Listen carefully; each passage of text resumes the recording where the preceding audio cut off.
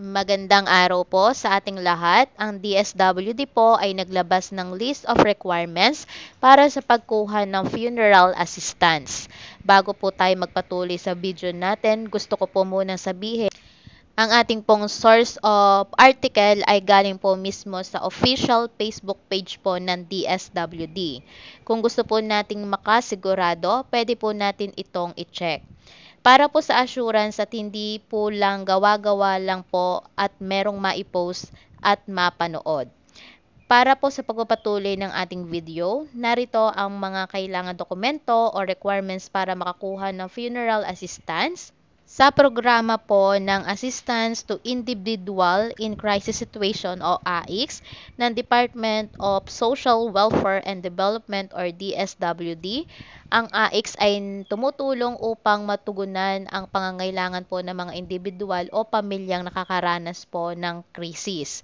So una po natin kailangan sa funeral assistant or tulong pampalibing. Una po ay maghanda lamang po tayo ng valid ID, death certificate na maaaring mayroon o walang civil registry number, mga sertipiko o katunayan mula sa alinman po sa mga sumusunod. So una po ay sa ospital o doktor, inman para po ito sa mga moro, tribal, chieftain or pinuno ng mga samahang katutubo o indigenous peoples, funeral contract or kontrata mula po sa punerarya na nagsasaad ng balanse at mga serbisyong natanggap, kompletong pangalan at lagda ng kinakatawan ng punerarya, maliban sa mga moro o mga grupong katutubo na nagsasagawa po ng kanilang nakaugaliang gawain sa paglilibing.